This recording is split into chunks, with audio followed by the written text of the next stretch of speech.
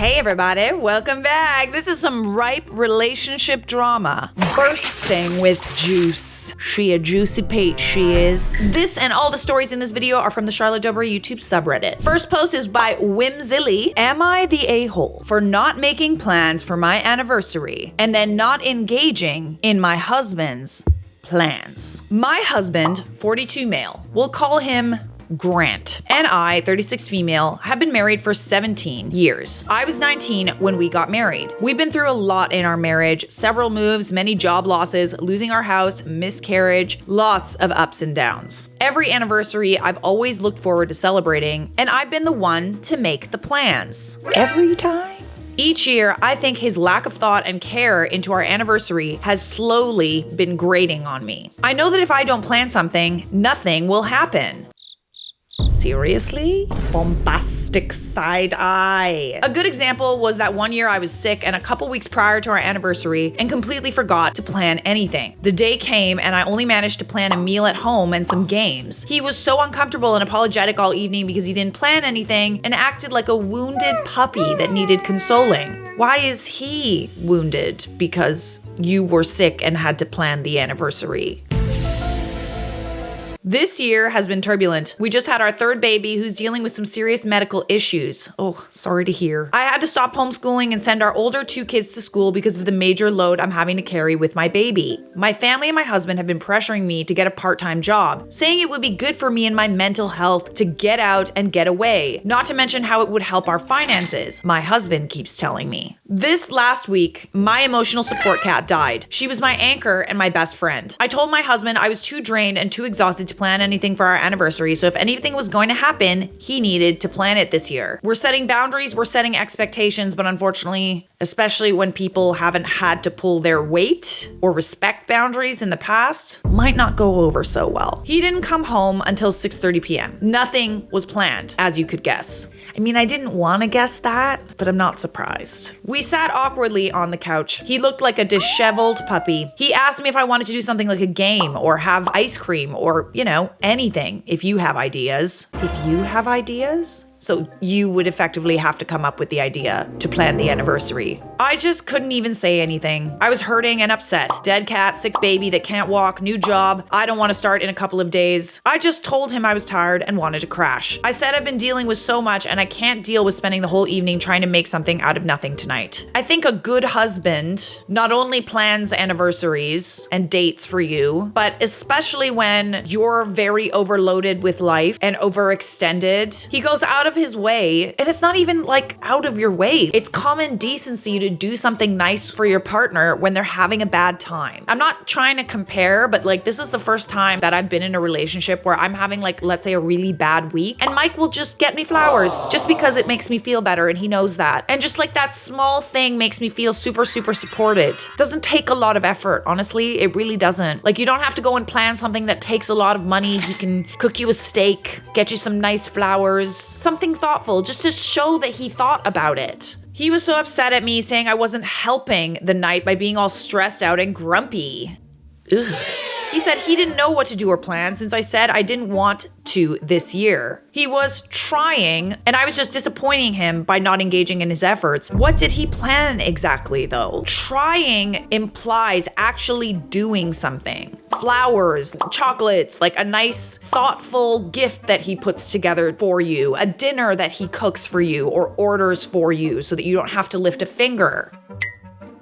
He getting lazy. This is weaponized incompetence, bestie. I unloaded on him. Scheduling 4 specialists and in-home therapy for our 10-month-old is effort. Driving him to appointments and blood work and PT is effort. Getting a job that I don't want because we need extra income to help with all the medical costs is effort. Helping the kids navigate the loss of our cat is effort. Cleaning, cooking, planning, nurturing from the moment I wake up to when I fall asleep. I have to put in 110% effort. Otherwise, this family would completely fall apart. He was so hurt.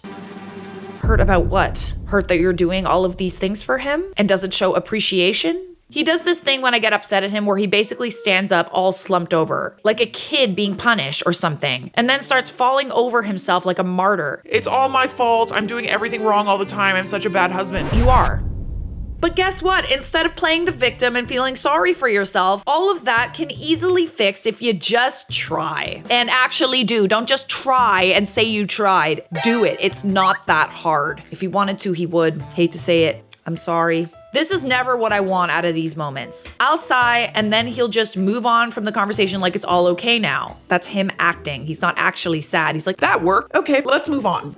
Oh, she feels guilty now. Okay, well, let's forget about it then. God, I hate victim mentality. I didn't know whether or not I wanted to share this. It is rather controversial, but I've been reading this book about ancient Greek philosophy book about victim mentality. And when you think about a victim, I want you to picture a baby. A baby is absolutely helpless in this world. Therefore, it deserves all of the attention, all of the care, all of the love. It's actually a baby, when you think about it, has a lot of power over people, over everyone that's around it, right? They will stop everything they're doing to attend to the baby's needs because it's helpless. Now I want you to picture someone who plays the victim card. They know by playing that card, they have the power. It's a way for people to have upper hands on other people, whether it's in disagreements or in life. It's a power card because being the victim, you then have to tend to that victim's needs, tiptoe around their emotions, walk on eggshells. So it's an interesting analogy. It's different if you are actually a victim. Like if you actually have really horrible things happening to you, you really genuinely cannot help it. I'm not talking about that. That is a separate conversation. What I'm talking about are people who play the victim because they know that that's how they can get the upper hand. Very interesting book. If you guys are interested in reading it, I think it's called The Courage to be Disliked. I don't necessarily agree with all of it, but it's interesting. He seems to think taking the blame is what fixes problems, which it obviously doesn't. Putting in effort, engaging on a genuine level, showing me that he cares, and some amount of his mental capacity goes toward our marriage and our relationship. But instead, it's self-deprivation and an awkward night on the couch. Happy anniversary. It takes less effort to play the victim than it does to actually show up in someone's life. So I'm asking, am I the a-hole here because I didn't engage in his efforts for our anniversary? What efforts? I thought you were gonna say that he made some crappy plans. But no, there was literally no effort whatsoever.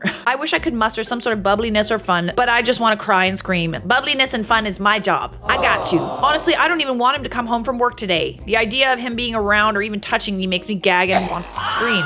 You kind of have a bit of a relationship where you're the mother and he's the child. He's kind of throwing temper tantrums and you're taking care of him. And I think the idea of having to mother your husband makes you not attracted to him in the end. You didn't do anything, in my opinion. He did all the things by doing absolutely nothing. So in my opinion, you are not the a-hole, but let's see what Reddit had to say. Not the a-hole. The next time he starts in with the it's all my fault BS, agree with him. He's trying to get you to back down so he can continue being crappy. Stop backing down. It's all my fault gets mostly, yeah, you need to step up and help more. I do everything wrong all the time gets, well, then learn from your mistakes. I'm such a bad husband gets, sometimes, yeah. He's going to flip to pissed off when his little wounded puppy act doesn't get to the response he wants. Hold him accountable. This is a tactic called victim mentality. I'm glad we're all on the same page. I guess I don't know what that means or looks like. As another person mentioned, I guess me being 19 when we married probably doesn't help my understanding of what's normal in a marriage. My mom was a single mom, so dad was out of the picture. It's actually quite common. I would almost go as far as to say,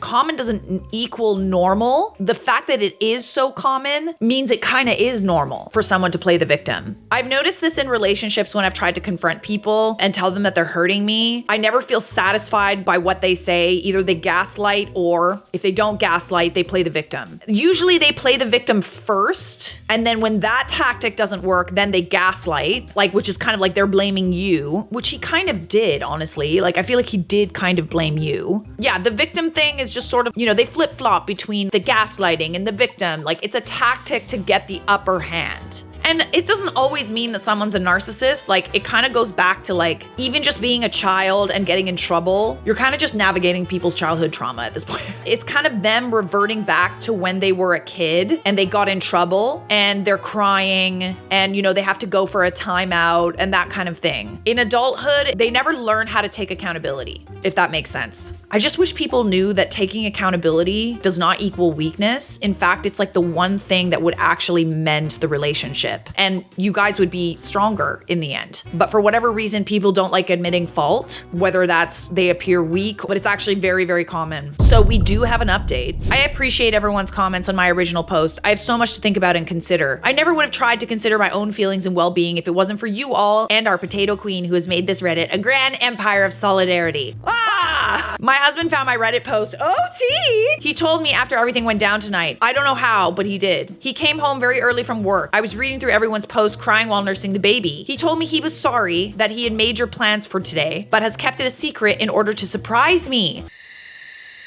Am I happy or am I sad? Oh no, this next sentence makes me concerned. I bet you guys can imagine where this is going. I told him I didn't want to go anywhere or do anything. I want to lay in bed and be left alone for a while. I haven't properly grieved my cat. Thank you to everyone who encouraged me to do so. And I just wanted time. He did the pouty upset thing, going on about all the plans he had for tonight and how he really wanted me to go out with him. I said I didn't really want to. He replied with, well, cute puppy face sadness. I guess I can reschedule for another day if you absolutely won't go. I did get you gifts. I wiped my tears and said, I guess I have to go. I'd rather deal with going out than you acting like a miserable child for the next week, resenting me for ruining everything. Hang on a second. Did he actually have plans this whole time? Why didn't he just do this on your anniversary? It's almost like he planned this afterward. I don't know. I don't trust that.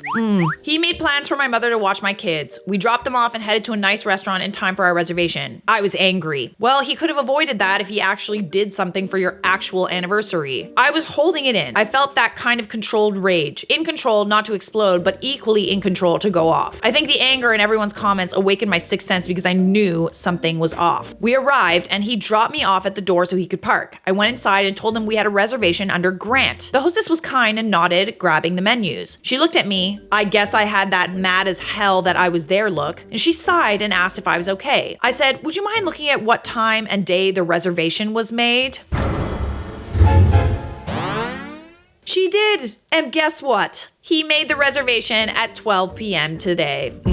There it is. She said, missed birthday? I said, nope, 17-year anniversary today. I guess this is what weeks of planning looks like. She felt terrible for me and sat me at the booth. I guess our waitress picked up on the vibes because she gently asked if I was okay. I said, nope, not at all. She brought me a glass of wine on the house. See? Effort. A small amount of effort, but it goes a long way, doesn't it? It's acknowledging your feelings. It's like, let me just do something to just let you know that I care. Ain't that difficult? So I sat across from this man for most of dinner. I said, wow, what a nice place. Was it hard to get a reservation here? He said, oh yeah. Especially around dinner, which is why I had to schedule a little earlier. Even then, it was several days in advance to get this spot. I nodded. Yep. Okay. I was livid. Wow, that's so cool to hear. You know, I had an interesting version from the hostess. She informed me that you didn't make the reservation until 12 p.m. today. Interesting. He said, oh, well, I mean, I made it through an app. I never used it, so maybe it takes a while to process or something. I guess maybe it wasn't a week, but like 3 days or something. I glared at him. No.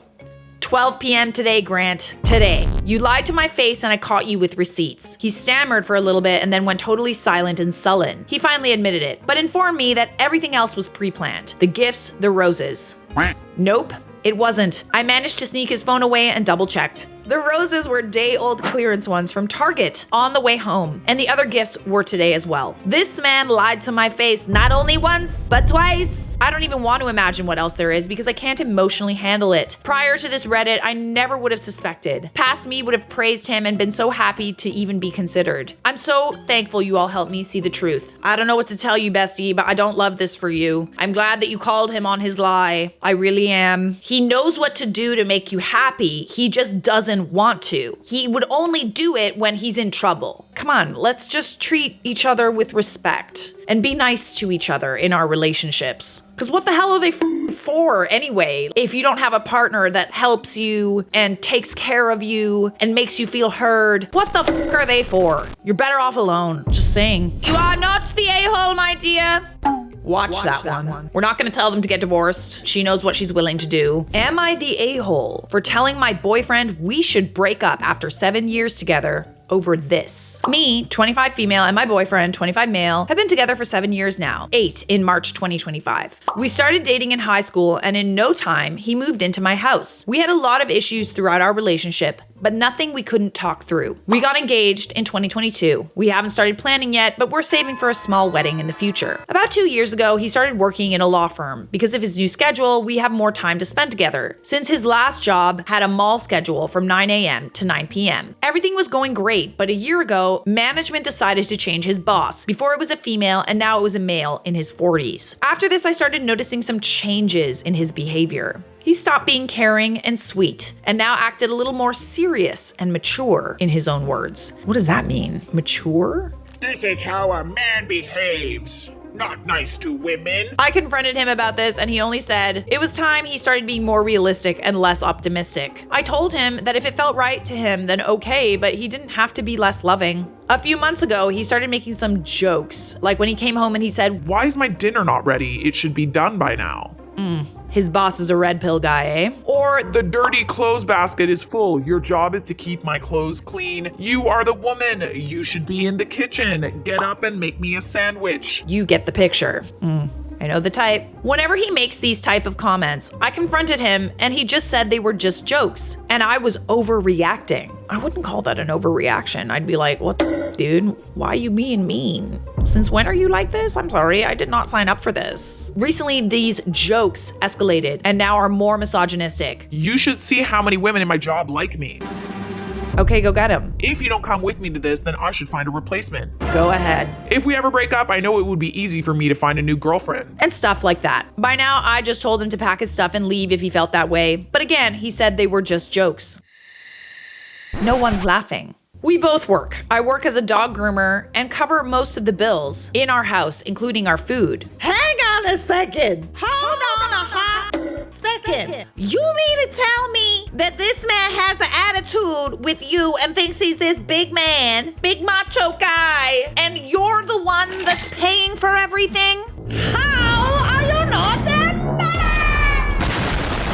Bro, seriously? Okay, I'm sorry, but if you're gonna have that mentality, at least be footing the bill, okay? No one should have that mentality, even if they are footing the bill. Even more audacity than someone who is literally paying for everything. If he wants a traditional woman and he wants to be a traditional man, then he needs to pay up.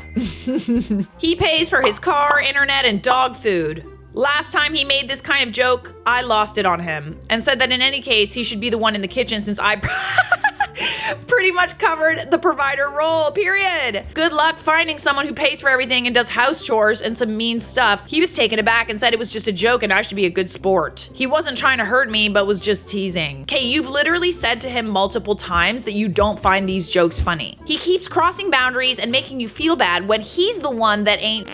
A month ago, I offered to give him a ride when he got off work. Since his car was in the mechanic, he said that his boss was joining us too, and his wife. Oh, interesting to see their dynamic. First, I picked him and his boss up, and on our way to pick up his wife, his boss started making the same kind of jokes, and the two of them were laughing like they were in high school or something. When his boss noticed I was not laughing and asked me about it, I just said that nothing they had just said was funny, but rude. After that, the car ride was pretty quiet. We had a big argument after that, and he apologized for making this inappropriate joke that were funny at work, but not in our house. It's literally not funny. I understand that it's his boss. If there are people that are in your life that are going around saying those types of things that are offensive to your wife, if your immediate instinct is not to stick up for her, I don't know. I know it's his boss, but like he also doesn't have to repeat those jokes and try to like mirror him. He understood where I was coming from. After this, the jokes stopped. Good. Last week, it was one of his work colleagues' birthdays, and they all decided to go out and celebrate. Partners are not ever invited to any of these celebrations, which I find weird, and I asked my boyfriend about it. He just said that their colleagues didn't want their wives or husbands there because there were other people involved and their partners would think badly of them, aka cheating. Oh, you all sound like a lovely bunch. But he assured me that he was different and would never do any of that. I mean, you're kind of like participating. You're kind of like, I know, bros before whatever, but like also not all guys have that mentality. I can tell you right now, genuinely, the good ones all hang out together because they all have the same mentality. And all the bad ones hang out together because they all have the same mentality. Anyways, last week they went out and my boyfriend came the next day at 6 a.m. At 6 a.m.? What was he doing until then? He didn't answer any of my messages, and whenever I called, he said he was staying a little while longer and then would leave, which he never did.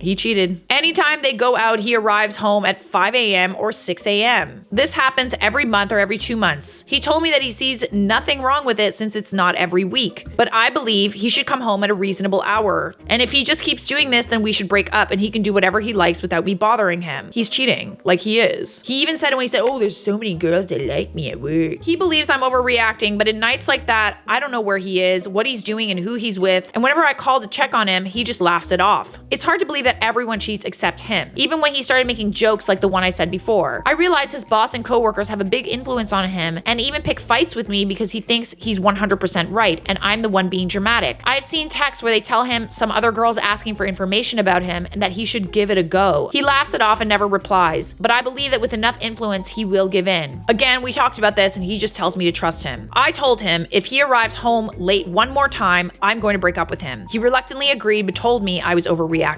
I think that it's entirely fair to not want your partner out all night without you. I think that's something that you can do when you're single. When you're in a relationship and you're not with your partner, you're not answering your phone, you're not communicating, you're doing bad things. In my opinion, you're not the a-hole, but let's see what everybody else had to say. Not the a-hole. You've been together since high school. It looks like you're growing into the person you want to be, and he's growing into the unfortunate douchebag he wants to be. I believe you've outgrown him. Forget about the sunk cost of time and money you've spent on him. Cut your losses. Next. Order in the court. Absolutely this. You're growing into two different people. Go your separate ways. He will not improve. I mean, he might improve if you leave him. I'm sorry, this kind of mentality as a guy, it just doesn't work. Like, I'm sorry. It only works if you're single. And even then, you're gonna get the reputation of being this like douchebag. Yes, people feel like they have to stick it out or have committed so much time, and it's hard to imagine yourself breaking up the relationship. Ask me how I know. The sooner you end it though, the sooner you can move on, and the feeling is freedom. I understand that you've been with this person for a while. So you've been engaged for 3 years. You haven't started planning yet. Run. This is a blessing because it's different if you have already been planning a wedding and you've been putting money toward the wedding and stuff and getting, all these sunk costs. You have nothing to lose except a douchebag that doesn't even respect you. You are not the a-hole, my dear. Subscribe.